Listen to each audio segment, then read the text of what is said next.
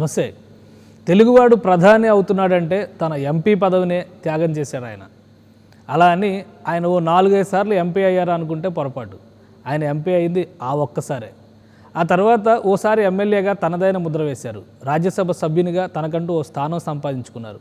Senior politician, అసలైన కాంగ్రెస్ వాదిగా రాజకీయాల్లో తనకంటూ ఒక ప్రత్యేక శైలిని అలవరుచుకున్నారు.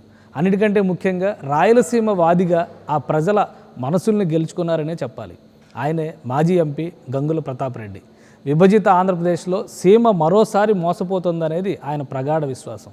భావితరాల కోసమైనా ప్రత్యేక రాష్ట్రం ఏర్పడితే భవిష్యత్తుకు భరోసా ఉంటుందని గ్రేటర్ రాయలసీమ పుస్తకాన్ని రచించి తిరుమలేసిన ఆశీర్వాదం తీసుకున్నారు గంగుల ప్రతాప్ రెడ్డి. ఆయన ప్రస్తావించినట్టుగా సీమలో నిజంగానే అలాంటి దుర్భర పరిస్థితులు ఉన్నాయా? సీమ సీఎంలు కూడా ఆ ప్రాంతానికి న్యాయం చేయలేకపోతున్నారా? ఇదే విషయాల్ని ఆయన్నే నేరుగా అడిగి తెలుసుకుందాం. ఇవాల్టి ఫ్యాక్ట్ ఫైండింగ్ గెస్ట్ ఆయనే. ప్రతాప్ రెడ్డి గారు నమస్కారం. నమస్కారం. ప్రతాప్ రెడ్డి గారు, ఇప్పుడు రాష్ట్రం ఉన్నటువంటి పరిస్థితుల్లో మీరు గ్రేటర్ రాయలసీమ వాదాన్ని మరోసారి తెరపైకి తీసుకొచ్చారు. కరోనా విపత్కర పరిస్థితులు దాటి రాష్ట్రంలో ఉన్నటువంటి గందరగోళ పరిస్థితులన్నీ సద్దుమణుగుతున్నాయని అనుకుంటున్న టైంలో మీరు గ్రేటర్ రాయలసీమ వాదాన్ని వినిపిస్తున్నారు. ఏంటి మీ ఆలోచన ఏంటి? ఎందుకు ఈ అవసరం ఉందని మీరు భావిస్తున్నారు? ఈ కొత్తగా మొదలుపెట్టింది కాదండి కేశవ్ గారు, ఇది ఎప్పటి నుంచో ఉంది. మొదటి నుంచి కూడా ఇది చెప్తూనే వస్తున్నది. గతంలో కూడా నేను ప్రతి మీడియాకు చెప్పినప్పుడు కూడా ఇదే చెప్తా వచ్చాను. కొత్తగా మొదలుపెట్టింది కాదు. ఎందుకంటే అసలు ఆంధ్ర రాష్ట్రం ఈరోజు ప్రస్తుతం ఉన్న ఆంధ్రప్రదేశ్ కదా, ఇది ఫార్మేషన్ కావడానికి మద్రాసు నుంచి విడిపోయిన నాడే మా వాళ్ళు విభేదించారు.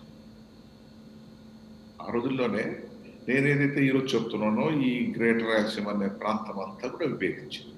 అంటే ఈ రాయలసీమలో ఉన్న 4 జిల్లాలతో పాటు నెల్లూరు కూడా ఆ రోజుల్లో విభేదించింది అన్నమాట వాస్తవం.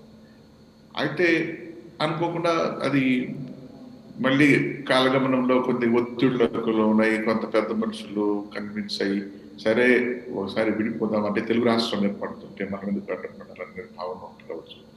వాళ్ళు మనకు అన్ని చేస్తామంటున్నారు కదా అని చెప్పి, ఎందుకంటే శ్రీబాగ ఉడంబడిక అని చెప్పి ఒకటి 1937లో ఒక ఒప్పందం రాసుకుని దాని ప్రకారం అన్ని మీకు నీళ్ల విషయంలో మీకు అవసరాలు దీని తర్వాత కిందికి తీసుకెళ్తాం, యూనివర్సిటీ మీ దగ్గర పెడతాం, క్యాపిటల్ మీ దగ్గర పెడతాం, అన్ని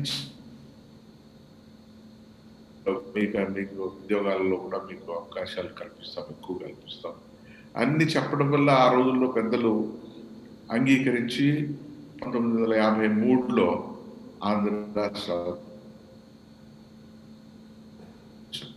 ప్రస్తుతాన్ని జరిగిన తర్వాత 3 నెలల ముచ్చటగా 1956లో మళ్ళీ ఈ రోజున అంటే మొత్తం హైదరాబాద్ కలుపుకున్నటువంటి ఈ యొక్క ఆంధ్రప్రదేశ్ అంటే విశాల ఆంధ్ర ఏర్పాటైంది. అక్కడ కొద్ది రోజుల్లోనే అక్కడ నుంచి క్యాపిటల్ తీసుకొచ్చేసారు.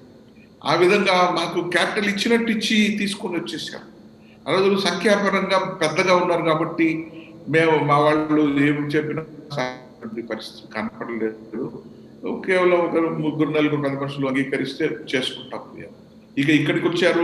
ఇక్కడ మమ్మల్ని ఏమంటే ఒక క్యారీ బ్యాగేజ్ లాగా రాయలసీమలో ఒక క్యారీ బ్యాగేజ్ లాగా చూసారే. భావాలు ఉంటాయి, మాకొక సంస్కృతి ఉంది, మాకొక భిన్న అభిప్రాయాలు ఉంటాయి, మాకొక పద్ధతులు ఉన్నాయి. అంటే మా భాష యాస ఇవన్నీ కూడా వేరుగా ఉంటాయి. ఇవన్నీ కూడా విస్మరించి కూడా మమ్మల్ని వాళ్ళు ఆడుకున్నారు. అయితే దాంట్లో అనుకోవచ్చు రాయలసీమ వాళ్ళు కదా ముఖ్యమంత్రులు అంటుండొచ్చు, కానీ కిస్సా కుర్సీగా అన్నట్టు కుర్చీలో కూర్చోబెట్టి ఆ కుర్చీలో 4 కాళ్ళు వాళ్ళు పట్టుకొని నడిపిస్తుంటే ఎవరైనా ఏం చేయగలుగుతారు చెప్పండి. ఆ విధంగా మాకు నష్టం జరిగింది అనేది వాస్తవం. ఇది పునరావృతం కాకూడదు. మళ్ళా వచ్చాం అనుకున్నట్టే ఆ రోజు వచ్చాం, మరి హైదరాబాద్లో ఉండనిచ్చారా? మళ్ళీ ఇక్కడి నుంచి తరలించేశారు కదా. తరలించినప్పుడు మీరే చెప్పండి, ఒక ఊరు నుంచి మనం వెళ్ళి మీరే అనుకుందాం, మనం అనుకుందాం, ఎవరైనా కూడా మన ఊరు వదిలిపెట్టి ఎవరికో సిటీకో ఎక్కడికి వస్తాం బ్రతుకుదేరు కోసం. అక్కడ సాగలేదు ఏదైనా కానీ అనేక కారణాలు వెనక్కి వెళ్ళిపోవాల్సి వస్తుంది. వెళ్ళిపోతాం, కర్నూలుకే రాజధాని పోయి ఉండాలన్నా ధర్మంగా అయితే అది జరగలేదు కదా. అక్కడ మాకు అహం దెబ్బతిన్నది, మా ఆత్మాభిమానం దెబ్బతిన్నది, మా ఆత్మగౌరవానికి లోపమైంది. కాబట్టి ఈ ఈ కారణం వల్లనే మాకు వద్దయా, మీకు ఎప్పటికైనా మళ్ళా విడిపోయేవాళ్ళమే, రేపు పొద్దున కూడా మళ్ళీ మనం కలిసి ఉండే సమస్య ఉండదు. ఎందుకంటే ఏదో ఒక విషయంగా వస్తాయి. ఎందుకంటే ముఖ్యంగా నీళ్ల విషయం వస్తుంది మాకు. ఆ నీళ్ల విషయం ఈ రోజు కూడా తెగేది కాదు. కానీ అంటే రాష్ట్రం విడిపోయి ఇవ్వాల్సి వచ్చేసరికి అక్కడ అన్ని అంటే రాష్ట్రం విడిపోయి ఒక 7 ఏళ్ళు అవుతుంది. ఒకవైపు నుంచి చూస్తే అంటే ఆంధ్రప్రదేశ్ ఆల్రెడీ అనేక కష్టాలతో, లోటు బడ్జెట్ దగ్గర నుంచి రాజధాని సమస్య వరకు, అలానే నిరుద్యోగం దగ్గర నుంచి అభివృద్ధి సమస్య వరకు చాలా సమస్యలు కనిపిస్తున్నాయి. కేవలం రాయలసీమను మాత్రం దృష్టిలో పెట్టుకొని రాయలసీమకు మాత్రమే అన్యాయం జరుగుతుంది, ఈ రోజు కాకపోతే నవ్ ఆర్ నెవర్ అన్నట్టుగా రాయలసీమ నినాదాన్ని ప్రవచించడం వెనక ప్రత్యేకమైన కారణం ఏమైనా ఉందా? ఇప్పుడు అట్లా కాదండి, మనం ఒక కుటుంబంలో సంసారం చేస్తున్నామండి. ముగ్గురు అన్నదమ్ముల్లో సరే ఇష్టం ఉన్న కష్టం ఉన్న ఉమ్మడి కుటుంబంలో బ్రతుకుతూ ఉంటాం. ఒక ఎక్కువ తక్కువలు అని చెప్పని బ్రతుకుతూ ఉంటాం. పెద్దవాడు అన్నవాడు ఎవరైనా కానీ దాన్ని అన్నింటినీ అందరికి సమకూర్చుకుంటూ, అందరికీ ఇబ్బంది లేకుండా, అందరు ఎవరు నొప్పి పడకుండా సంసారం చేస్తాం. అటువంటి పరిస్థితులలో ఒకరు విడిపోయారు. మనకు ఒక క్యాటలిస్ట్ గా పనిచేసినటువంటి తెలంగాణ విడిపోయింది. ఈరోజు విడిపోయినప్పుడు ఇంకా మా ఇద్దరి పరిస్థితి ఏంటి? అక్కడ మేమంటున్నాం, మేము తమ్ముడి పాత్ర కదా, మా సమస్యలు మాకు కనపడుతున్నాయి, ఇక మేము నలిగిపోతాం తప్పిస్తే వేరే కాదు. ఇన్ని రోజులు నలిగింది చాలయ్యా, ఇంకా నలగడానికి మేము తయారులేము, మా బ్రతుకు మేము బ్రతుకుతాం, మా జీవన విధానం మేము చూసుకుంటాం. ఎందుకంటే ఇంట్లో ఉన్నప్పుడు సమానంగా ఉండాలి కదా. పరికాచుకుంటే ఈ రోజు కూడా ఆంధ్ర ప్రాంతానికి మా రాయలసీమ ప్రాంతానికి చాలా విభేదం ఉంది, తేడా ఉంది. ఉద్యోగాల విషయంలో మాకు చాలా అన్యాయం జరుగుతూ ఉంది. ఒక్కరోజు కాదు, గురు నుంచి జరిగింది, ఇప్పుడు కంటిన్యూ అవుతాం. సో విడిపోవడం అంటూ జరిగినప్పుడు అది కూడా ఇచ్చేయండి అని నేను ఆ రోజుల్లో సోనియా గాంధీకి నేను లెటర్ రాయడం జరిగింది. 2013లోనే ఆమెకు లెటర్ రాయడం జరిగింది. ఆ మేరకే నేను ఒక బుక్ కూడా రిలీజ్ చేశాను ఈ మధ్య. ఇది అదే లెటర్ను నేను అనువదించి తెలుగులోకి అనువదించి మొత్తం మాకున్న వనరులు అయితేనే, మా సమస్యలు అయితేనే అన్ని రాసుకుంటాం. ఇక భవిష్యత్తులో మమ్మల్ని విడదీస్తే మేము బ్రతకగలుగుతామని చూపించడానికి కావాల్సిన పద్ధతులన్నీ కూడా చూపించుకుంటూ రాశాను. ఆ విధంగా మేము గ్రేటర్ రాయలసీమ అనేటువంటిది ఒక నినాదంతో రాయలేలు నాటి సీమయే ఈ రాయలసీమ మేము అడుగు. ఆ రాయలేలు నాడు ఏదైతే సరే, కొంతమంది అనొచ్చు ఒడిశా వరకు, కటక్ వరకు పోయాడు కదా, ఇక్కడ కర్ణాటకలో కూడా ఉండిపోయింది కదా, అక్కడ శ్రీలంక వరకు కూడా పోయినట్టు అవన్నీ మనం అడగలేం కదా. ఇప్పుడు ఉన్నటువంటి ఆంధ్రప్రదేశ్ లో ఉన్నటువంటి ప్రాంతంలో రాయలేలినటువంటి ప్రాంతంగా మా ప్రాంతం గుర్తించబడుతుంది. కాబట్టి మా ప్రాంతాన్ని మాత్రం మేము సపరేట్ గా విడిపోతాం. ఎందుకంటే మా జీవన విధానాలు ఒకటి. నెల్లూరు వాసులైనా మేమైనా కూడా ఒకే విధమైన జీవన విధానాలు, ఒకే నీళ్లు తాగుతాం. ఎందుకంటే పెన్నా నది ప్రాంతం, లోయ ప్రాంతంలో ఉన్నటువంటి ప్రాంతం ఇదంతా. మా దగ్గర వర్షం పడితేనే నెల్లూరులో అక్కడ వరి పండినా ఇంకొకటి పండుతుంది. ఆ విధంగా సంపూర్ణంగా నెల్లూరు నీటి విషయంగా మా మీద ఆధారపడుతుంది, ఈ ప్రాంతం మీద. అదే విధంగా ఇచ్చిపుచ్చుకోవడాలు అన్ని మా తిండి తిప్పలు ఏమైనా కూడా మేము ఒకటిగా సామీప్యత ఉంది మాకు. ఇక ప్రకాశం విషయం వచ్చినప్పుడు ఎరస్టువెల్ పాత కర్నూలు జిల్లా, పాత నెల్లూరు జిల్లా తీసుకుంటే 80% ప్రకాశం జిల్లా ఉంది. కేవలం ఒక 20% మాత్రం గుంటూరు నుంచి వచ్చినటువంటి ప్రాంతం ఉంది. వాళ్ళు కూడా నేను అనుకుంటాను ఇన్ని రోజులు ప్రకాశంగా కలిసి ఉన్నారు కాబట్టి వాళ్ళు ఈరోజు మేము అడిగినాం కాబట్టి మేము ఇటుపోతాం అనకపోవచ్చు నాకు తెలుసు. ఎందుకంటే అందులో వాళ్ళు ఎట్లాగా అమరావతి ఏదో పోగొట్టుకుంటున్నారు కాబట్టి వాళ్ళే విశాఖపట్నం పోలేరు. వాళ్ళు కూడా ఆ బాపట్ల వాళ్ళు కూడా మాతో వచ్చేవాళ్ళని నేను అనుకుంటున్నాను. రైట్. అంటే మీ ప్రతిపాదనలో సరే 2 జిల్లాలను కలుపుకున్నారు, కానీ రాజధాని విషయం కూడా మీరు తిరుపతి గురించి ప్రస్తావించారు. తిరుపతిని రాజధానిగా పెట్టుకుంటాం గ్రేటర్ రాయలసీమకి అని చెప్పారు. ఇప్పటివరకు రాయలసీమలో రాజధాని అంటే కర్నూలు అనేటువంటి చర్చ ఎక్కువగా జరుగుతూ ఉండేది. మరి తిరుపతిని యాక్సెప్ట్ చేసేటువంటి అవకాశం ఎంతవరకు ఉంది?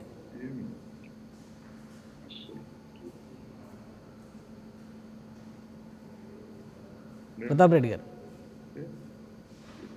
వినిపిస్తుందా? ప్రతాప్ రెడ్డి గారు వినిపిస్తుందా? కేశవ్ గారు మీ వాయిస్ నాకు వినపడలేదు. వినిపిస్తుందా? తిరుపతిని రాజధానిగా మీరు మొదటిసారిగా ప్రస్తావించారు. అంటే గ్రేటర్ రాయలసీమకు సంబంధించినంత వరకు రాజధానిగా మీరు తిరుపతిని పెట్టుకోవాలని భావిస్తున్నట్టుగా ప్రకటించారు ఆ పుస్తకంలో.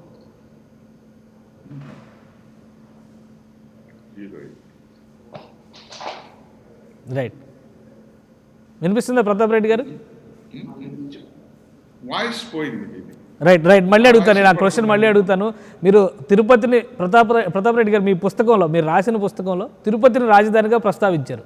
ఇది అన్ని వర్గాలకి ఆమోదయోగ్యం. అంటే ఒక రకంగా రాయలసీమ చైతన్యానికి కేంద్రంగా కర్నూలు, అలానే ఒకసారి రాజధానిగా ఉండి భంగపడిన ప్రాంతం కర్నూలు అనేటువంటి అభిప్రాయం ఉంది కాబట్టి కర్నూలే రాజధాని అని అనుకుంటున్నారు ఇంతకాలం. మీరు తిరుపతిని రాజధానిగా ప్రస్తావించారు. రాయలసీమ వాదుల్లో అయినా ఈ విషయంలో ఏకీకృతమైనటువంటి అభిప్రాయం ఉందా? రాయలసీమ అస్తిత్వాన్ని వినిపించాల్సినటువంటి సమయం ఆసన్నమైంది. గ్రేటర్ రాయలసీమ ఉద్యమంతోనే భవిష్యత్తులో యువతకి ప్రాధాన్యం ఇచ్చేటువంటి అవకాశం ఉందని గంగుల ప్రతాప్ రెడ్డి గారు మాజీ ఎంపీ నమ్ముతున్నారు. ఆయనతో మనం ఫ్యాక్ట్ ఫైండింగ్లో ఉన్నాం, ఆయనతో మాట్లాడదాం. ప్రతాప్ రెడ్డి గారు, మీరు ప్రస్తావించిన పుస్తకంలో తిరుపతి రాజధానిగా ఉండాలి అనే ఒక ప్రస్తావన చేశారు. అంటే ఇది ఒక ఏకాభిప్రాయంతో కూడినటువంటి నిర్ణయం. ఎందుకంటే రాయలసీమ అస్తిత్వానికి కానీ రాజకీయాలకు కానీ కేంద్ర స్థానం కర్నూలు అనేటువంటి అభిప్రాయం ఉంది. తిరుపతిని ఒక ఆధ్యాత్మిక రాజధానిగానే ఇంతకాలం గుర్తించారు. ఈ ప్రస్తావనకి ఎంతవరకు ఆమోదయోగ్యం అయ్యే అవకాశం ఉంది?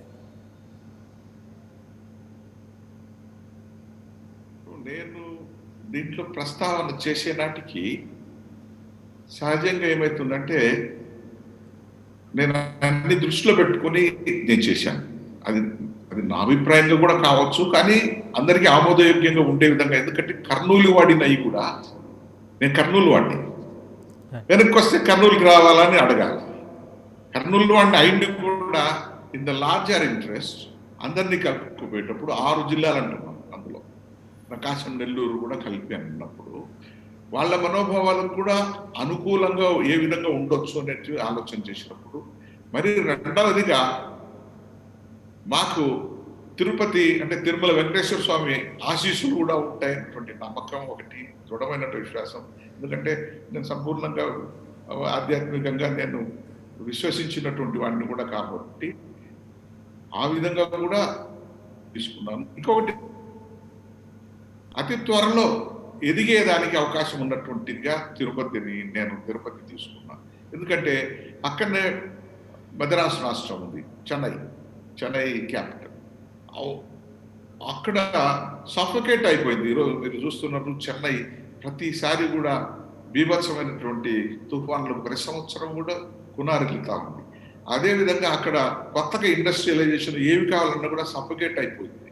సో ఏదున్నా కూడా అక్కడ ఎదుగుదల అంటూ జరిగితే ఇక రేపు మెడ్రాసు ఎయిర్పోర్ట్లో దిగినా కూడా వాళ్ళకు కూడా వెంటనే కనపడేది మన క్యాపిటల్ అయితే, కొత్త క్యాపిటల్ కాబట్టి ఇక్కడ అన్ని వనరులు ఇవ్వగలుగుతాం అనేది. ముఖ్యంగా తిరుపతి అన్నప్పుడు అక్కడ విపరీతమైనటువంటి, అంటే చాలా ఎక్కువగా గవర్నమెంట్ ల్యాండ్స్ ఫ్రీగా అవైలబుల్ ఉన్నాయి. దాదాపు 30, 40, 50 వేల ఎకరాలన్నా కూడా సులువుగా మన కాకుండా అటు బెంగళూరు కూడా దగ్గర ఉంటుంది. 2 సిటీల సపోర్ట్ దొరుకుతుంది ఒకటి. అండ్ తిరుపతి అన్ని విధాలుగా ప్రపంచానికి తెలిసినటువంటి ప్రాంతం. మీ అడ్రస్ ఏంటి అంటే మరి తిరుపతి అనే చెప్పుకుంటే ప్రపంచంలోనే గుర్తింపున్నటువంటి ప్రాంతం. ఇక కృష్ణపట్నం పోర్టు కూడా వెంటనే ఉంటుంది. దానికి అక్కడి వరకు మాకు ఎదుగుదల చేసేదానికి విపరీతమైనటువంటి అవకాశాలు ఉన్నాయి.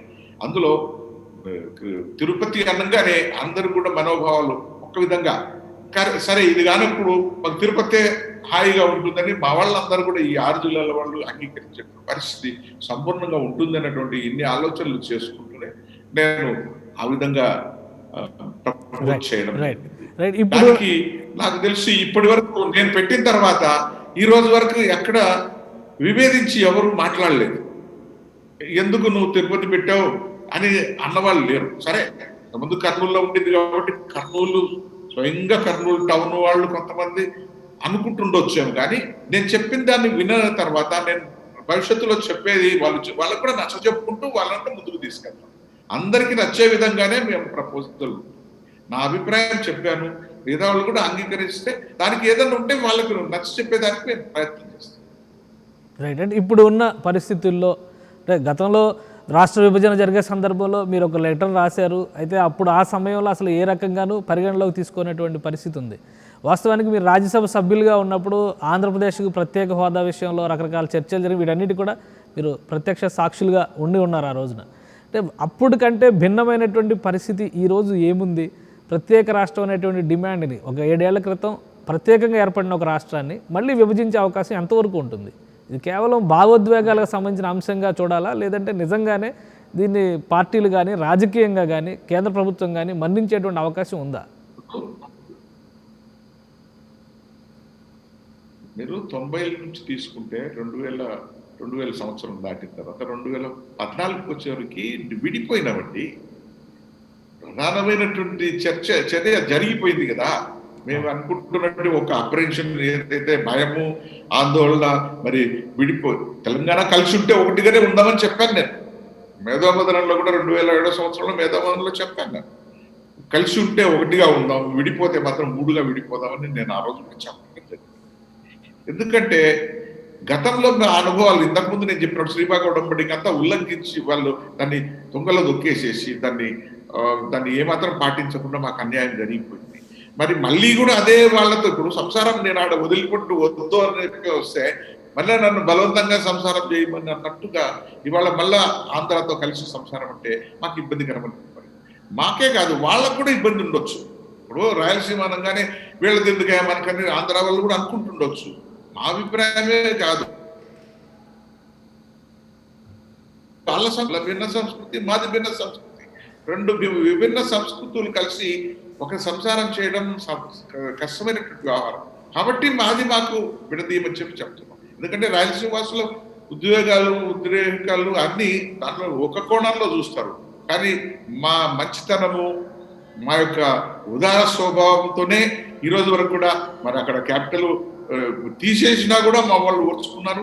ఒకవేళ మా దగ్గర అందరూ నాయకులు ఉండినప్పుడు కూడా మీరు చెప్తే ఈ 6 జిల్లాల నేను గ్రేటర్ రాయలసీమ చెప్తున్నాను, దీంట్లో 9 మంది ముఖ్యమంత్రులు అయినారండి. నేను ఇంకా రామారావును పరిగణలోకి తీసుకోలే. ఆయన కూడా ఇక్కడి నుంచి ఆయన కూడా అక్కడి నుంచే ప్రాతినిధ్యం అక్కడి నుంచే ఉంది. ఎన్టీ రామారావు గారు కూడా తిరుపతి నుంచో హిందూపూర్ నుంచో అక్కడి నుంచి రిప్రజెంట్ చేస్తూనే ముఖ్యమంత్రి అయ్యారు. ప్రాతినిధ్యం ఉండి మేము అందరి బాగు కోరాం, అందరి మేలు కోరాం, అన్ని ప్రాంతాల అభివృద్ధికి కోరాం. ఇప్పుడు తెలంగాణ వాళ్ళు మొదలు పెట్టింది మొట్టమొదలు అండర్ డెవలప్డ్ అని. ఇప్పుడు 69లో మొదలుపెట్టి ఈరోజు వాళ్ళకి ఇచ్చేసరికి పూర్తిగా డెవలప్డ్ తెలంగాణ ఇవ్వడం జరిగింది. అది మీరు గమనించాలి. మేము ఇతర ప్రాంతాల అభివృద్ధి మేము కోరాం. అదేవిధంగా ఆంధ్ర ప్రాంతంలో అన్ని ప్రాజెక్టులు వాళ్ళు పూర్తి ఎప్పుడో చేసుకున్నప్పుడు ఇంకా అవసరమని మాకు రాయలసీమకు నీళ్లు అడిగినప్పుడు వాళ్ళు ఏం చెప్పారు, మీకు నీళ్లు మీరు పైన తీసుకుంటే మాకు ఇబ్బంది జరుగుతుంది కాబట్టి మాకు పులిచింతలు కట్టాలన్నారు. పులిచింతలు కట్టడం జరిగింది, పూర్తి అయిపోయింది ఈరోజు. అదేవిధంగా మాకు గోదావరి నీళ్లు తెచ్చుకున్న తర్వాత ఇస్తామన్నారు. అదేవిధంగా పట్టిసీమ నీళ్లు తెచ్చుకున్నారు ఈరోజు. ఇంకా పోలవరం కూడా పూర్తి కావాలి, అదే అయిన తర్వాత ఇస్తామన్నారు. అంటే మాకు చెప్పడమే జరుగుతుంది కాబట్టి మాకు నీళ్ల వాటా ఇప్పుడు మనకు రాయలసీమకు రావాల్సిన వాటా మాకు ఇవ్వాలి కదండి ధర్మంగా. ఇప్పుడు ఒక రాష్ట్రంలో ఉన్నప్పుడు మా ప్రాంతానికి రావాల్సిన నీళ్లు అనేది నిర్దిష్టంగా మీకు భూభాగం తమాషా ప్రకారం మాకు ఇవ్వాల్సిందే కదా. మరి ఎందుకంటే మాది వర్షాభావం ఉన్నటువంటి ప్రాంతం, అక్కడ ఇంకా ఎక్కువ శ్రద్ధ తీసుకొని ప్రభుత్వాలు పనిచేయాల్సినటువంటి అవసరం కూడా ఉంది. మరి ఆ విధంగా మేము మా డిమాండ్ కోరినప్పుడల్లా దానికి ఏదో ఒక సాగులు వస్తున్నాయి. ఈరోజు పోతిరెడ్డిపాడు అనగానే ఒక విలన్ చూసినట్టు చూసే పరిస్థితికి తీసుకొచ్చారు. ఎందుకంటే ఇది కేవలం రాజకీయ ఎత్తుగడలతో చేస్తున్నట్టు తప్పిస్తే వాస్తవాలకు పోయినప్పుడు అవి వాళ్ళకు కూడా అర్థమవుతాయి. ఎందుకంటే అక్కడ అత్యంత ధైర్యమైనటువంటి స్థితిలో ఉన్నటువంటి ప్రజలు ఉన్నారు, వాళ్ళకి అవసరాలు ఉన్నాయి. వర్షాలు 3-4 సంవత్సరాలకు ఒకసారి కానీ వర్షాలు పడవు. ఏదో ఈసారి వర్షాలు పడ్డాయి అన్ని రిజర్వాయర్లు నిండినాయని కాదు కదా.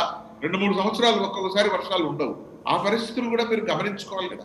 మరి ఇవన్నీ కూడా ఈక్వాలిటీగా చూసినప్పుడే రాజ్యం ఒకటిగా ఎప్పుడైతే డిస్పారిటీస్ వచ్చినాయో, తేడాలు వచ్చినాయో, ఆటోమేటిక్ గా విభజన అన్నటువంటిది ఒక నినాదం వస్తుంది. దాని కొరకు మా ఎన్ని తరాల నుంచో మేము నష్టానికి గురవుతున్నాం, కష్టాలకు గురవుతున్నాం. మళ్ళీ ఇంకా భవిష్యత్తులో ఎందుకు అవసరమే ఉంది? మా వరకు మేము పోరాడాం. 80లో మేము పోరాడి అక్కడ కావాల్సిన ప్రాజెక్టులు తీసుకురావడం అన్ని జరిగింది. అయినప్పటికీ అవి పూర్తిగా సంపూర్ణంగా పూర్తి కాలే. ఈ రోజు అన్ని ఇన్కంప్లీటెడ్ ఉన్నాయి.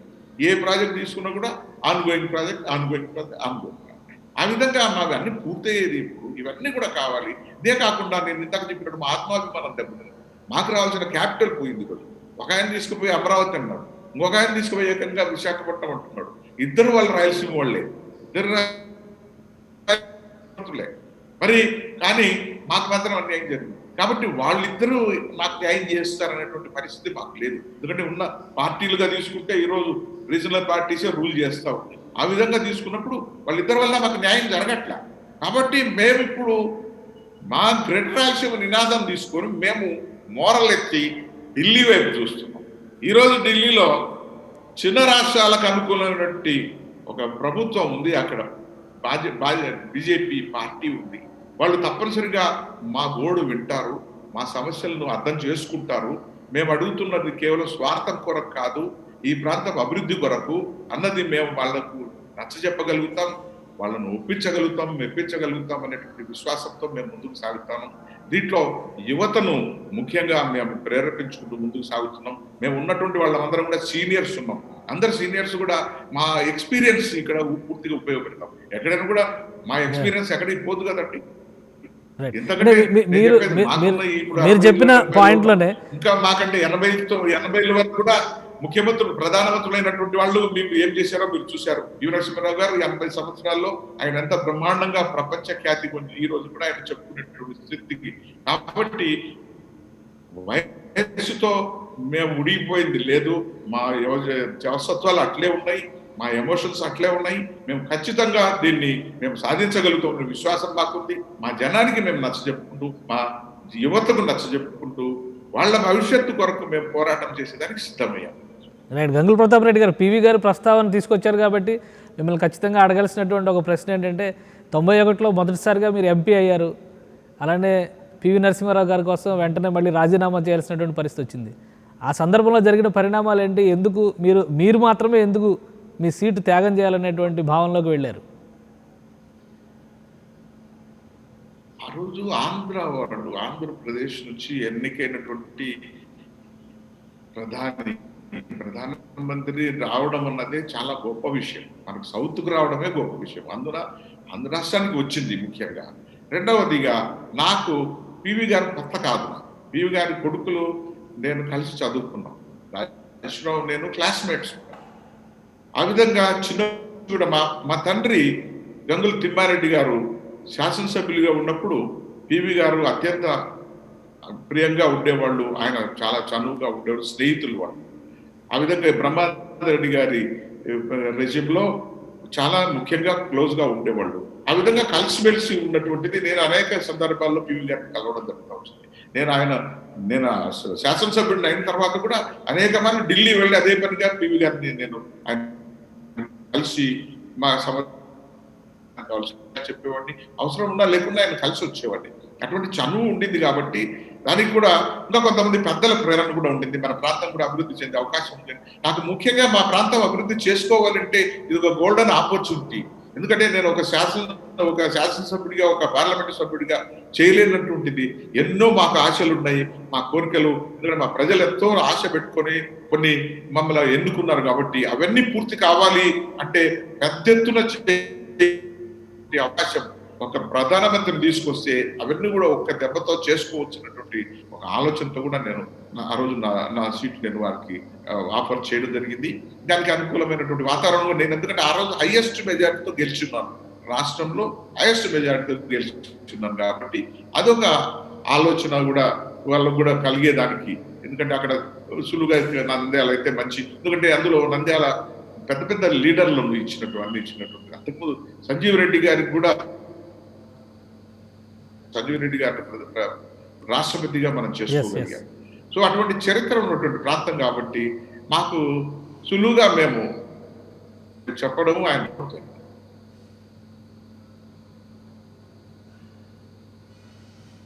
Right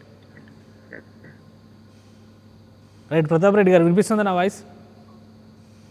yes, వినపడతాం. అంటే మీరు రాజీనామా చేసిన తర్వాత ప్రధానమంత్రిగా ఆయన కుర్చీలో కూర్చున్న తర్వాత నంద్యాలకు గారి మీరు 9 మంది ముఖ్యమంత్రులు లెక్క చెప్పారు. ఒక ప్రధానమంత్రిని కూడా మీరే అందించారు, ఒక రాష్ట్రపతిని కూడా రాయలసీమ అందించింది.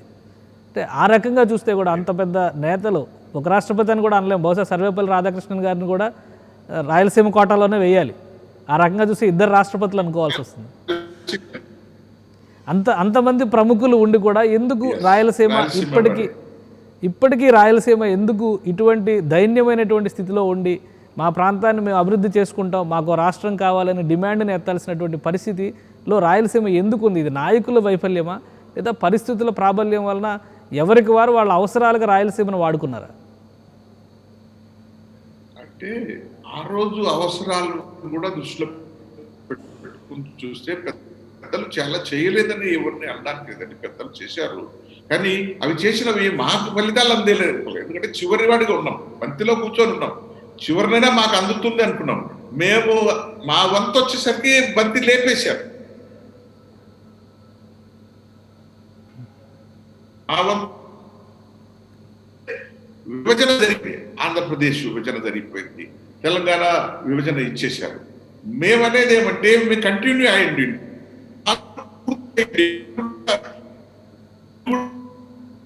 విభజన కావచ్చు అని కూడా నేను చెప్తున్నాను. ఎందుకంటే అప్పుడు కావాలంటే విడిపోదాం, ఇప్పుడు విడిపోతే అంతంత మాత్రం ఉండిపోతాయని చెప్పాను. ఈ విధంగా మాకు నష్టం జరుగుతూ వచ్చింది. ఎందుకంటే ఒకటి, నేను శాసనసభ్యుల సంఖ్య తక్కువ, అందులో మాట్లాడేవాళ్ళు తక్కువ. ఆ విధంగా కూడా మేము కోల్పోయాం. ఇంతకు మించి మా సమస్యలు ఎత్తి చూపేటువంటి ప్రచార మాధ్యమాలు మాకు లేవు. ప్రచార మాధ్యమాలు ఇప్పుడు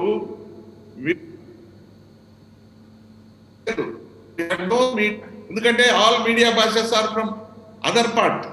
కోస్తాంధ్ర నుంచి ఉన్నారు, లేదు హైదరాబాద్ బేస్ చేసి మిగిలిపోయింది. మా సమస్యలు ఎత్తి చూపే వినిపించే వాళ్ళు లేకుండా పోయింది. ఆ విధంగా కూడా మాకు అన్యాయం జరిగింది. కాబట్టి ఇవన్నీ మేము దృష్టిలో పెట్టుకునే ఈ రోజు ఏమంటే అదృష్టం కొద్దీ అందరూ వచ్చారు, ప్రసార మాధ్యమాలు మారిపోయినాయి, విజువల్ మీడియా వచ్చేసి. గతంలో విజువల్ మీడియా లేదు, ఈరోజు మీరు అందరూ వచ్చారు, చూపిస్తున్నారు. మా సమస్యలు కూడా మీరు ఎత్తి చూపించగలుగుతున్నారు, మేము కూడా చెప్పుకోగలుగుతున్నాం. మా చిన్న వాయిస్ అన్న గొంతు ఒకదే.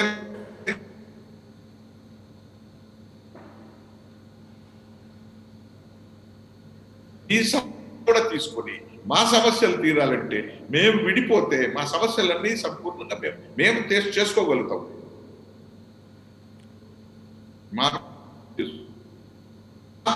మీరు చెప్పండి, మా దగ్గర దొరకని ఖనిజాలు లేవు, అన్ని ఖనిజాలు దొరుకుతాయి. అపారమైనటువంటి ఖనిజ సంపద ఉన్నటువంటి ప్రాంతం రాయలసీమ.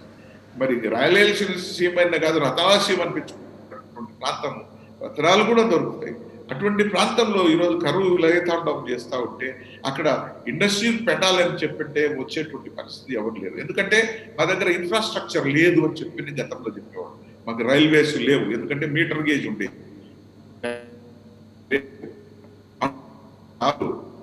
వాటర్ ఈరోజు కూడా సమస్యగా ఉంటుంది. అదేవిధంగా పవర్ జనరేషన్ లో కూడా మేము వెనకబడి ఉండేవాళ్ళం.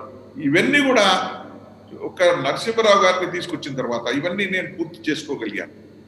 నేను ఆ రోజు దూరదృష్టితో ఆలోచన చేసి నరసింహరావు గారిని అడిగింది ఒకటే, మాకు రైల్వే బ్రాడ్ గేజ్ వెంటనే మీరు శాంక్షన్ చేయాలని.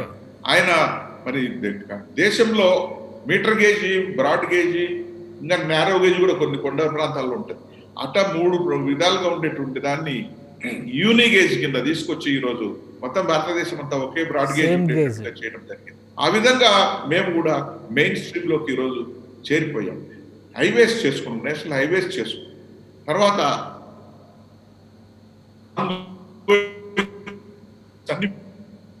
మా దగ్గర పంట లేదు, అన్ని రకాల పంటలు పండుతాయి. ఎందుకంటే ఇతర ప్రాంతాల్లో కేవలం ఒక క్రాపే పండుతుండొచ్చు, 2 క్రాప్స్ పండుతుండొచ్చు, కానీ మా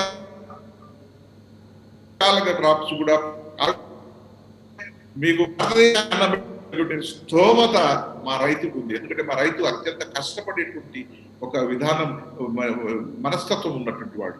తెల్లవారుజామున 2-3 గంటలకు వెళ్తాడంటే ప్రపంచంలో కేవలం రాయలసీమ వాడే వెళ్తాడండి. ఈ రోజు కూడా నేను ఛాలెంజ్ చేసి చెప్పగలను, అంత మంచి ఇది ఉంది.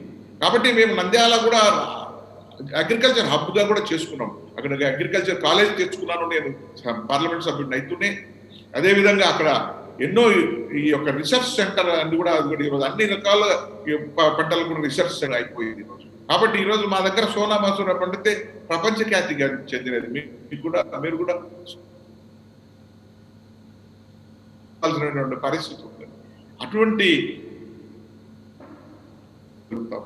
జొన్నలు పండిస్తే ఈరోజు మహారాష్ట్రకు, ఈవెన్ కర్ణాటకకు, గుజరాత్ కూడా మేము జొన్నలు పంపించగలిగేటువంటి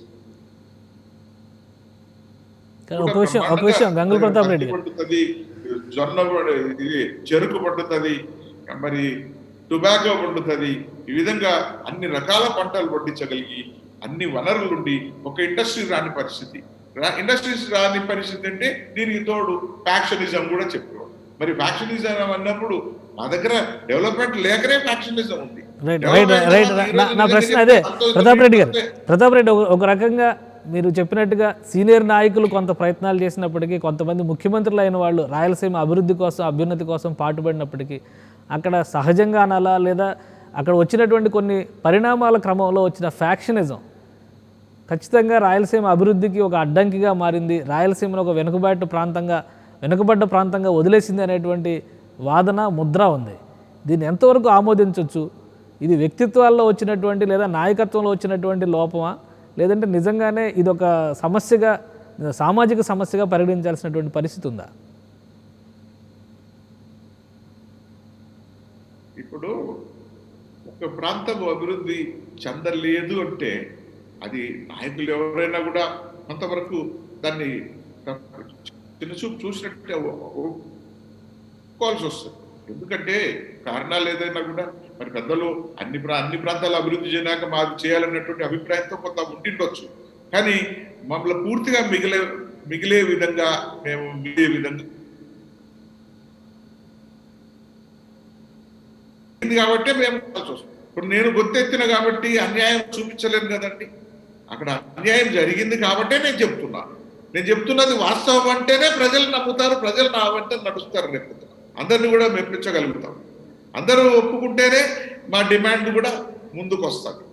కాబట్టి మేమేదో వేరే ఆలోచన చేసుకొని ఇంకొకటి చేసుకుని కాదు. ఈరోజు ఖచ్చితంగా ఆ ప్రాంత అభివృద్ధిని కోరుకుంటూనే మేము ఆత్మగౌరవ విధంగా, ఎందుకంటే అది ప్రధానమైన డెవలప్మెంట్ ఈజ్ వన్ సైడ్. నేను దాని ముందు చెప్పా, తెలంగాణ అండర్ డెవలప్డ్ గా స్టార్ట్ చేశారు. వాళ్ళు డెవలప్ అయినా కూడా వాళ్ళ డిమాండ్ వదలలేదు.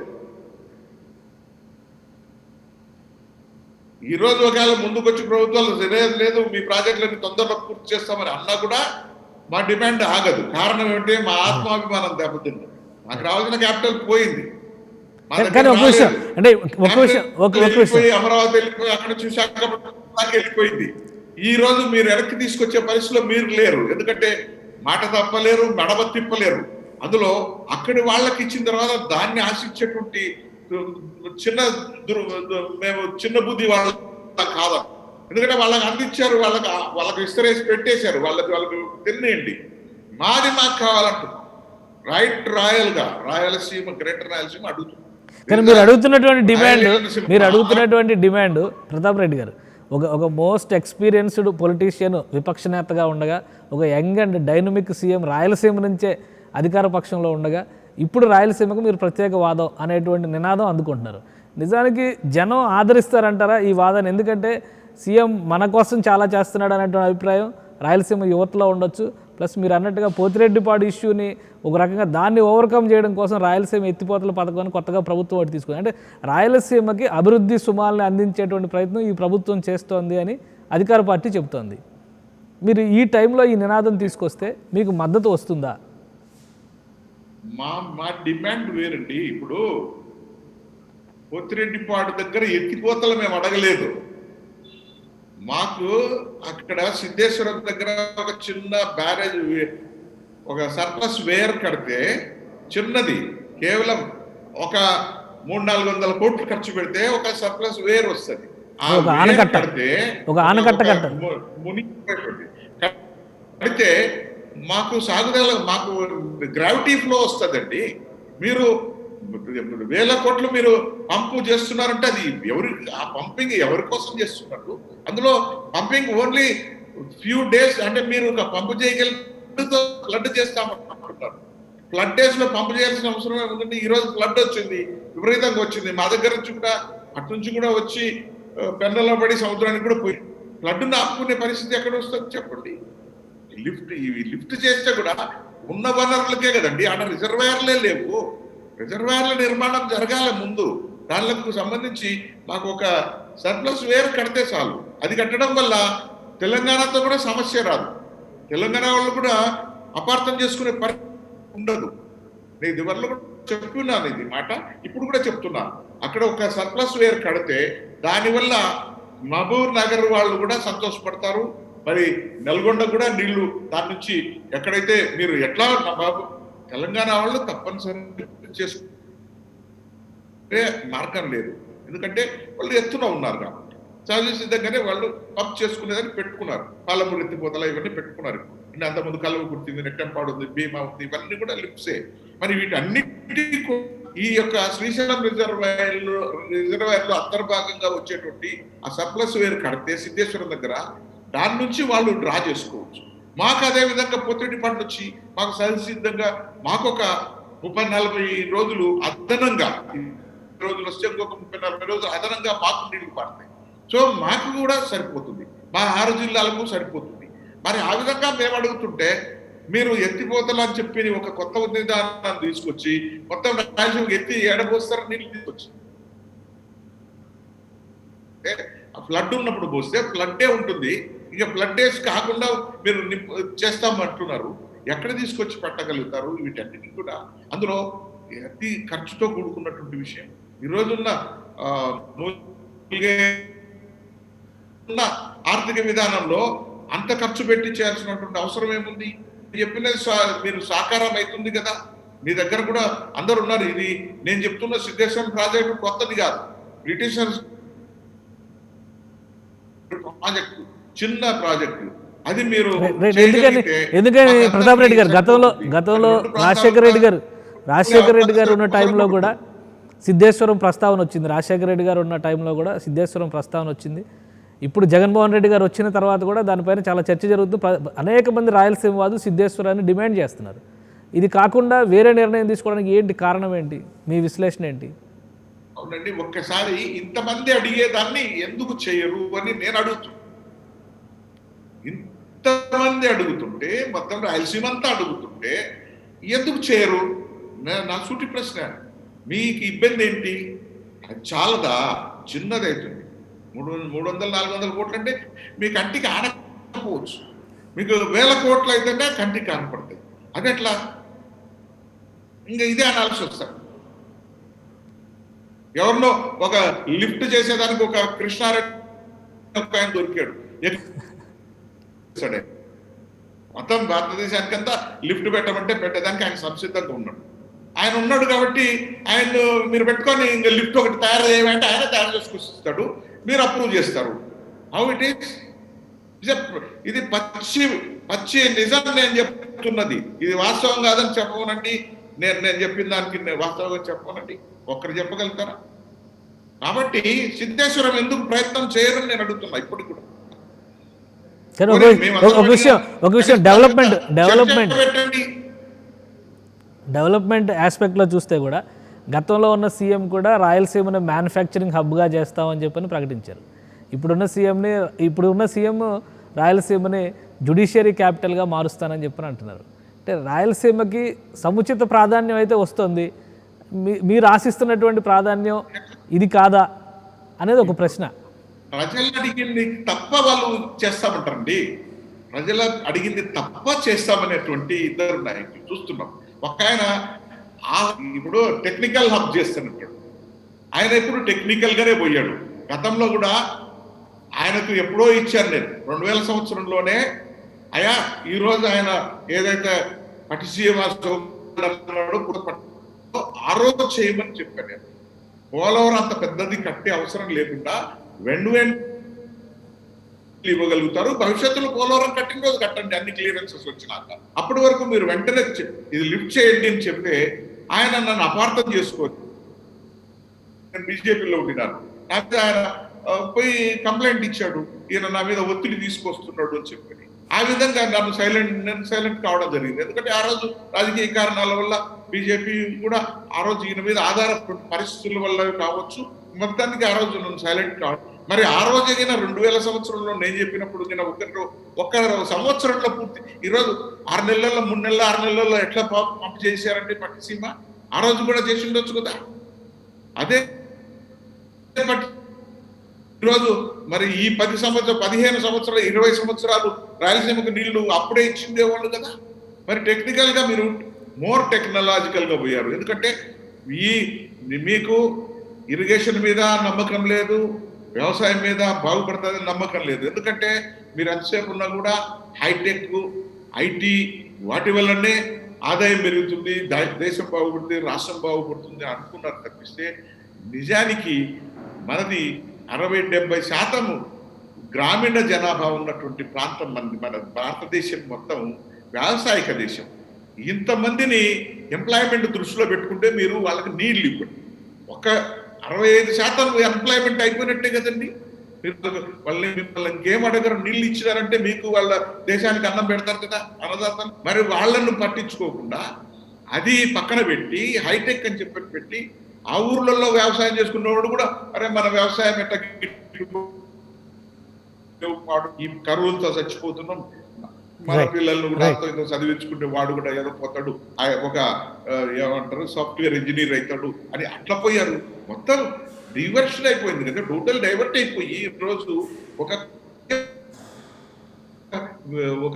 వికృతమైనటువంటి పరిస్థితి ఏర్పడింది. నిజంగా చెప్తే కరోనా చాలా మంచి మేలు చేసిందని చెప్తా. కరోనా రావడంతో ఈరోజు ఈ హైటెక్లు పనిచేయవు, ఏ ట్రిక్కులు పనిచేయవు, కేవలం భుక్తి కావాలా, తిండి కావాలని చెప్పి రైతుకెళ్ళి చూశారు. కేవలం అవే కొనుక్కొచ్చుకున్నారా, ఇంకేమైనా కొనుక్కొచ్చుకున్నారా మీరే చెప్పండి. షాప్ కు పోతే కావాల్సిన బియ్యం బ్యాళ్ళు కొనుక్కొచ్చుకున్నారు, లేకుంటే కూరగాయలు కొనుక్కొచ్చారు, ఇంకోటి కొనుక్కొచ్చుకున్నారు తప్పిస్తే ఎవడన్నా వేరే విధంగా నేను ఇవన్నీ కావాలా, ఒక ఫ్రిడ్జ్ కావాలా, లేకుంటే ఇంకొక ల్యాప్టాప్ కావాలా, ఇంకోటి ఎవడన్నా కోరాడని చెప్పండి. కాబట్టి వాస్తవ పరిస్థితి ఇది. ఈ వాస్తవాన్ని వదిలిపెట్టి ఏదో భూమి వదిలి నేల వదిలి సాము చేసినట్టుగా రోజుల్లో జరిగిపోయినాయి. ప్రతాప్ రెడ్డి గారు ఇప్పుడు గ్రేటర్ రాయలసీమ నినాదం కూడా రాజకీయ వేదికగా మారబోతుందా, లేదా రాజకీయ పార్టీలకు అతీతంగా ఒక ప్రాంతం ఆకాంక్షలకి అనుగుణంగా నడవబోతుందా? ఇప్పుడు మేము మొదలు పెట్టిందే రాజకీయాలకు అతీతంగానే మొదలు పెట్టింది. నాతో ఉన్న అసోసియేట్స్ రకరకాలుగా వాళ్ళ ఉన్నారు. నేను బీజేపీ ఉండొచ్చు, ఇంకొకటి అట్లా అందరినీ కలుపుకుపోతున్నాం. ఏంటంటే ఆల్ సీనియర్స్ మీరు చూస్తుంటే ఆల్ సీనియర్స్ నేను ట్యాప్ చేసుకుంటా వాళ్ళని ముందుకు తీసుకొస్తాను. ఎందుకంటే సీనియర్స్ ఎందుకంటున్నానంటే సీనియర్స్ వాళ్ళ అనుభవం కావాలా, ఇక్కడ వాళ్ళు చెప్పగలుగుతారు, స్వార్థం లేదు, వాళ్ళు చేసుకున్నది ఏం లేదు. ఎందుకంటే ఇంత ముందే చేసుకోవాలి, ఇప్పుడు ఏం చేసుకుంటారు చెప్పండి. కాబట్టి అటువంటి వాళ్ళను మేము సెలెక్ట్ చేసుకుంటున్నాం. యువతకు మనం ఈ టార్చ్ అందించాలా. మనం కానీ బ్యాక్ ఎండ్లో బీజేపీ కూడా రాయలసీమకి ప్రత్యేక హక్కుల కోసం, లేదా రాయలసీమ ప్రత్యేక ప్రతిపత్తి అంటారా, ప్రత్యేకంగా రాయలసీమ నినాదాన్ని ప్రొజెక్ట్ చేసే ప్రయత్నం చేస్తుంది అనేటువంటి వాదన ఉంది. ఈ మధ్య విస్తృతంగా సోము వీర్రాజు గారు పర్యటించారు, పదే తిరుపతి ఉప ఎన్నికని ఆయన ప్రస్తావించారు. అలానే రాయలసీమలో అభివృద్ధి రాజధాని పోయి భంగపడినటువంటి స్థితిని ఆయన ప్రస్తావిస్తూ ఉన్నారు. పవన్ కళ్యాణ్ గారు వచ్చారు ఈ మధ్య. ఇవన్నీ చూస్తుంటే ఇది బీజేపీకి ఒక అనుబంధ ఉద్యమంగా చూడొచ్చా? ఇప్పటి వరకు అటువంటి లేకపోయినప్పుడు ఈ భవిష్యత్తులో రాదని నేను అనుకో. ఎందుకంటే ఒకటి విషయం, భావస్వారూప్యం గలటువంటి మనస్తత్వాలు అవి. బీజేపీ కూడా వాస్తవాన్ని గుర్తిస్తుంది. నేను ఇంతకుముందే చెప్పాను, బీజేపీ తప్పనిసరిగా మా వాదనను వినిపిస్తాము, వాళ్ళు మెచ్చే విధంగా నచ్చే విధంగా మేము చెప్పగలుగుతాం. వాళ్ళు వాస్తవాలను గుర్తిస్తారు. ముందు నుంచి కూడా రాయలసీమ యొక్క బాగు కొరకు వాళ్ళు మాట్లాడుతూనే ఉన్నారు. ఆ రోజున్న పరిస్థితుల్లో ఆ రోజు కొరకు ఆ రోజు హైకోర్టు కన్నులో పెట్టమని వాళ్ళు చెప్పిండొచ్చు. అయితే నేను ఇప్పుడు చెప్తున్నాను, హైకోర్టు అన్నటువంటిది క్యాపిటల్ కానేరదు. హైకోర్టు వల్ల క్యాపిటల్ వచ్చినట్టు ఎవరు చెప్పుకోరు. కాకుండా పోతే అది కేవలం కంటితూడు పైతుంది తప్పిస్తే మేము క్యాపిటల్ ఉన్న వాళ్ళమండి. అదే నువ్వు హైకోర్టు పెడతా లేకుంటే ఇంకోటి ఇది పెడతానంటే టెన్నిస్ కోర్టు వేస్తామంటే కుదురుతుందండి. మాకు ఈ కోర్టులతో రేపు మా స్టేట్ వచ్చింది అనుకోండి, మా క్యాపిటల్తో సహా మా స్టేట్ వస్తే మాకు హైకోర్టు కూడా వస్తుంది అండి. పవన్ కళ్యాణ్ రాయలసీమ కూడా ఉంటుంది. రాయలసీమకి పవన్ కళ్యాణ్ చాలా అంటే గతంలో చేసిన నినాదాలు కానీ రాయలసీమ కష్టాలపైన పవన్ కళ్యాణ్ చాలా విధాలుగా స్పందించారు. రాయలసీమ ఉద్యమంలో పవన్ కళ్యాణ్ లాంటి నాయకుల సహాయాన్ని కానీ సహకారాన్ని కానీ ప్రోత్సాహాన్ని కానీ తీసుకునే అవకాశం ఏమైనా ఉందా? ఇప్పుడు ఇది దేవుని పెళ్లికి అందరూ పెద్దలే. ఇది మహోద్యమం కాబోతుంది, ఉన్నతమైనటువంటి ఒక ప్రాంతవాసులు, అందులో పౌరుషానికి మారుపేరైనటువంటి ఒక మంచి పేరున్నటువంటి ప్రాంతం ఈరోజు నలిగిపోయి ఇబ్బందులు కూడా ఈరోజు భావం వ్యక్తం చేయలేని స్థితిలో ఉన్నటువంటి వాళ్ళకి సహకారం అందించే వాళ్ళు దానికి అందరూ ముందుకు రావాలని నేను కోరుతా ఉన్నాను. ప్రతి వాళ్ళు కలిసి రావాలని నేను కోరుతా ఉన్నాను. అందరి సహకారంతో మేము గ్రేటర్ రాయలసీమ సాధించుకోవాలని కోరుతాం. గతంలో కూడా రాయలసీమ కోసం ఉద్యమాలు చేసిన వాళ్ళు ఉన్నారు. వాళ్ళందరూ కూడా ప్రజాభిప్రాయం అంత అనుకూలంగా లేదు అని, లేదా ప్రజల మద్దతు కూడగట్టలేకపోతున్నాం అనే ఉద్దేశంతో రాయలసీమ నినాదాన్ని పక్కన పెట్టేశారు. మరి గ్రేటర్ రాయలసీమ వాదులు అంటే మరీ ముఖ్యంగా 4 జిల్లాలను ఇప్పుడు 6 జిల్లాలుగా కలుపుకున్న మీరు అందరి ఏకాభిప్రాయంతో ఉద్యమ కార్యాచరణకి ఎప్పుడు వెళ్ళబోతున్నారు? ఇక్కడ ఈ అభిప్రాయం ఏకం చేసుకుంటూ వెళ్ళడం కాదు, ముందుకు వెళ్తూ అందరినీ కూడగట్టుకోవడం అన్న ప్లాన్ లో ఉన్నాం. ఎందుకంటే కూర్చొని మాట్లాడి మీరు రాండి మనం మాట్లాడదాం, మనం డిసైడ్ చేద్దాం మన సమయం పోయింది. మాది అందులో రాయలసీమది ఆ పద్ధతిలో ఉండదు. మాది మేము యుద్ధ పేరు మోగించేసాం, యుద్ధంలోకి సన్నద్ధమే ముందుకు వెళ్తున్నాం. ఇంకా ఎవరెవరు కలిసి వస్తారన్నది వాళ్ళ దీన్ని బట్టి వాళ్ళు ముందుకు రావాలి. ఎందుకంటే సమయం తక్కువ ఉన్నదన్న భావం కూడా ఉంది. ఎందుకంటే ఎక్కువ సమయం తీసుకోము, ఎందుకంటే మా సమయం మేము చూసుకుంటాం. మేము పోరాడగలిగేటువంటి స్థితి స్థాయి మా సామర్థ్యం మేము కూడా గమనించుకోవాలి కదా. అందులో రాయలసీమ వాడు ఎప్పుడు కూడా ఎక్కువ టైం తీసుకోడు, ఇన్స్టంట్గా ఏదున్నా ఇన్స్టంట్గా చేయాలంటాడు. అదేవిధంగా ఆ మనస్తత్వాలకు మనో అనుగుణంగా మేము ముందుకెళ్తాం. కాబట్టి తప్పనిసరిగా అందరూ కలిసి వస్తారు. ఈరోజు మీరు అన్నారు రాయలసీమ నినాదం అంటే, రాయలసీమ నినాదం కొంతమంది చేసి ఉన్నారు, వాళ్ళు కూడా చాలా కష్టపడ్డారు, పాపం చాలా తిరిగారు, ప్రజల్లోకి వెళ్ళారు, అందరికి చెప్పారు, చేశారు. కానీ దాంట్లో ఒక్క విషయం స్వల్పమైనటువంటి, అక్కడ ఎవరు చూసినా కూడా చిన్నది కదా మీది అన్నారు. చిన్న రాష్ట్రం అవుతుంది, ఎందుకంటే 4 జిల్లాలతో కూడుకున్నటువంటిది ఒక నినాదం పెట్టుకుని వెళ్తా వచ్చాను. నేను అందుకు 6 జిల్లాల నినాదం తీసుకొచ్చాను. నేనంటే ఇది 6 జిల్లాలు వాస్తవంగా ఎలిజిబిలిటీ ఉన్నటువంటివి. నెల్లూరు లేదా మేము మా అవసరం కొరకనే కాదు, వాళ్ళ అవసరం కూడా ఈడ ఉంది. మీరు చెప్పినట్టుగా ఇప్పుడు రాయలసీమతో పాటు రాయలసీమ అనుబంధ జిల్లాలు మిగతా 2 జిల్లాలు, మరి అక్కడ ప్రజాస్పందన ఎలా ఉంది? మీతో కలిసి వస్తారనే నమ్మకం మీకు ఉందా? ఖచ్చితంగా. ఎందుకంటే ఆల్రెడీ అక్కడ నేను వెళ్ళి ఉన్నాను. మేము ప్రకాశంలోకి వెళ్ళాను, నెల్లూరులో కూడా వెళ్ళాను. ఈ కరోనా ఈ పాటికే నేను చాలా తిరిగి ఉండాల్సింది అక్కడ సంబంధాలు. ఎందుకంటే ఇంతకుముందు చెప్పాను, ప్రకాశంలో పాత కర్నూలు జిల్లానే ఉంది కదండి. మీరు మార్కాపురం డివిజన్ అంటే చాలా పెద్ద పోతుంది, ఇట్లా కన్నిగిరి కొండ వరకు దాదాపు అంచులకు వెళ్తుంది. అవతల తీసుకుంటే నెల్లూరు, పాత నెల్లూరు, ఇవన్నీ మాకు సంబంధం ఉన్నటువంటి ప్రాంతాలు. మేము ముందు నుంచి తిరుగుతున్నటువంటి అక్కడ వెలుగొండ ప్రాజెక్ట్ కావాలని నినాదం మొదలు పెట్టింది నేను ఆ రోజు 80. ఈరోజు అది సాకారం అవుతుందంటే నా కృషి ఎంతో ఉంది. కాదు, ఇవన్నీ ప్రజలకు తెలుసు, వాళ్ళ అవసరాలను బట్టే నేను ఆ రోజు ఆ ప్రాజెక్టు గురించి నినదించాను. ఈరోజు అది సాధించడం జరిగింది. అది కూడా నడుస్తుంది, జరుగుతా ఉంది. పూర్తి చేయాల్సిన అవసరంతో రైట్. ఫైనల్గా ఒక క్వశ్చన్ గంగుల ప్రతాప్ రెడ్డి గారు, అది కేవలం జగన్మోహన్ రెడ్డి గారి నాయకత్వాన్ని బలహీనపరచడంలో ఒక కుట్రగా రాయలసీమ నినాదాన్ని కొంతమంది నిరుద్యోగ రాజకీయ నాయకులు తలకెత్తుకుంటున్నారు అనే విమర్శకి మీరు ఇచ్చేటువంటి సమాధానం ఏంటి?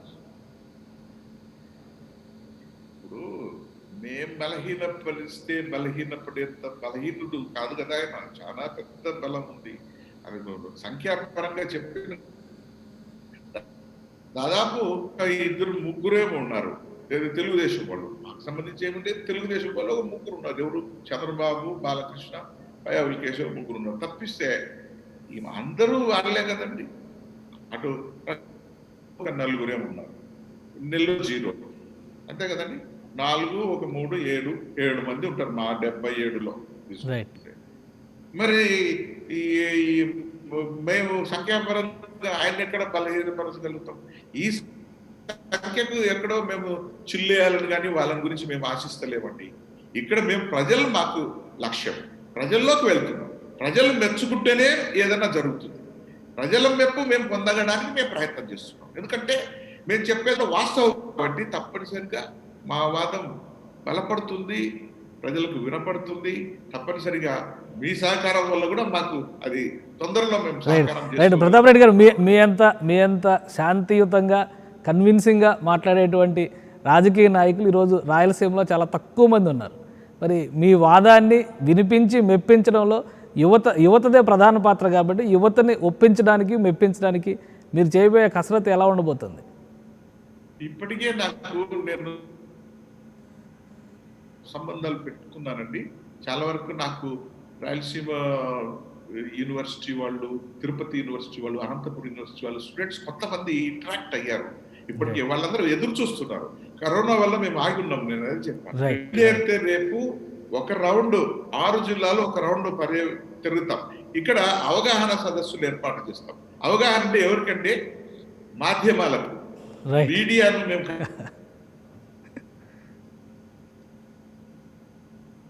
తీసుకుపోవాలి.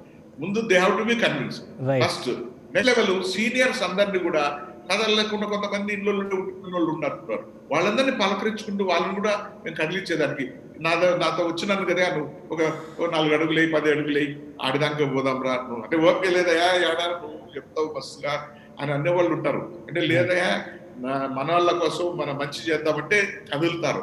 నాకు ఆ విశ్వాసం ఉంది. గుడ్ విల్ కూడా అట్లే ఉంది. నేను ఎందుకంటే నిస్వార్థంగానే అందరికి పని చేస్తుంటా కాబట్టి అందరు కూడా నన్ను నమ్ముతారు కాబట్టి ఆ విధంగా వెళ్తాం. వెళ్ళి 6 జిల్లాల అవగాహన సదస్సులు ఏర్పాటు చేసుకుంటాం. ఇక్కడనే కొంత సీనియర్స్ను వాళ్ళని కలవడమే కాకుండా, ఆత్మీయులను కలవడమే కాకుండా కొంత యువతను కూడా మేము కదిలిస్తా పోతాం. ఇవే కాకుండా ఈ యొక్క యూనివర్సిటీలో ఉన్నటువంటి స్టూడెంట్స్ ను కూడా మేము కలవడం జరుగుతుంది. వాళ్ళందరితో కూడా కలిసి వాళ్ళందరినీ కూడా ఒక ఏకత్రాటిపై తీసుకొచ్చేదానికి ప్రయత్నం చేస్తాం. ఈ లోపల మీరు అన్నారు చూడండి, మేము కదిలి వెళ్తా ఉంటే ఇప్పటి వరకు ఇంతకు ముందు చేసినటువంటి వాళ్ళు వివిధ ఉన్నట్టు ఈ రోజుకే మమ్మల్ని పలకరిస్తున్నారు. కొంతమంది ఈ రోజు మొదలు పెట్టిన తర్వాత కొంతమంది అంతకుముందు 4 జిల్లాలకు నినాదం ఉన్న వాళ్ళు కూడా కొంతమంది మాతో మాట్లాడుతున్నారు ఆల్రెడీ. ఎందుకంటే వాళ్ళు కూడా సరిదిద్దుకుంటున్నారు. ఓహో మనం why we have failed. So ఇది కారణం మనం, ఎందుకంటే వైబిలిటీ ఫ్యాక్టర్ ఉంది. ఎందుకంటే ఈ వైబిలిటీ లేనప్పుడు చిన్నది ఇవ్వరు అని.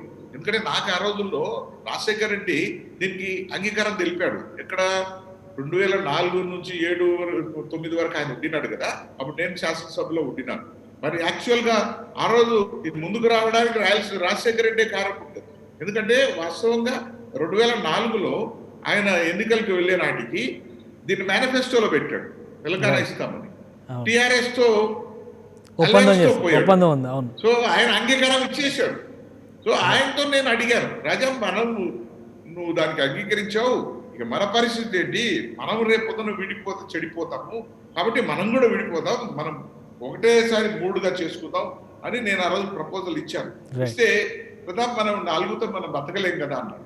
ఇదే మాట అన్నాడు, వైబిలిటీ రాదు కదా, మనం బ్రతకలేం కదా, అందుకోసం నేను 6 చేస్తున్నాను, ప్రకాశం నెల్లూరు కలిపెట్టి. ఎక్సలెంట్ ఐడియా, మనం బ్రహ్మాండంగా సర్వైవ్ కాగలుగుతాం, మనం దేశంలోనే మంచి రాష్ట్రంగా కూడా ఏర్పడగలుగుతాం, లెట్ us గో హెడ్ అని చెప్పి నాకు గో హెడ్ ఇచ్చాడు ఆయన. అందుకోసం మేధావదనంలో నేను ఇది వ్యక్తం చేశాను. మేధావదనం ఈజ్ ఆన్ రికార్డ్. ఆ రోజు ఢిల్లీ పెద్దల ముందరే చెప్పాం, ఉంటే 1గా ఉంటాం లేకుంటే 3గా విడిపోతాం చెప్పడం ఆ రోజే జరిగింది. కాబట్టి ఇది ఈ రోజు కాదు, ఆ రోజే నిరోధించాం. కానీ ఆ విధంగానే మిగతా వాళ్ళు కూడా అనుకునే దానికి ఉంది కదా. మిగతా వాళ్ళు కూడా చిన్న రాష్ట్రాలు అంటే 4తో బతకలేమనేది ఢిల్లీ వాళ్ళు కూడా ఇవ్వలేరు కదా. కాబట్టి ఈ రోజు ఢిల్లీ వాళ్ళకి కూడా కంటికి ఆడతాం. ఎందుకంటే సైజ్ వైజ్ తీసుకుంటే మేము ఈ 6 జిల్లాల వైశాల్యం మీకు చెబితే మీరు ఆశ్చర్యపోతారు. ఈ 6 జిల్లాల వైశాల్యం 98,000 స్క్వేర్ కిలోమీటర్ల పైచిలకు ప్రాంతం మాది. ఇది భారతదేశంలో ఏర్పడిపోయే 30వ రాష్ట్రంగా మాది ఏర్పడితే మేము 12వ స్థానంలో ఉంటాం వైశాల్యంలో. అంటే పశ్చిమ బెంగాల్ కంటే బీహార్ కంటే కూడా పెద్ద రాష్ట్రం చెప్తున్నాను నేను. ఒరిస్సా కంటే కూడా పెద్ద రాష్ట్రం, పెద్ద ప్రాంతం. కాబట్టి నేను ఇవన్నీ చెప్పినప్పుడు మిగతా కూడా అంగీకారం వస్తుంది. ఎందుకంటే ఇంతకుముందు 4 కొరకు తిరిగిన వాళ్ళు వీళ్ళు కష్టపడ్డారు. వాళ్ళు పాపం కొంతమంది కేవలం సిద్ధేశ్వర ప్రాజెక్టు కోసమే పోరాడినటువంటి వాళ్ళు ఉన్నారు. వాళ్ళని కూడా కలుపుకుపోతాం. ఎందుకంటే సిద్ధేశ్వర ప్రాజెక్టు కూడా కట్టుకుంటాం రేపు.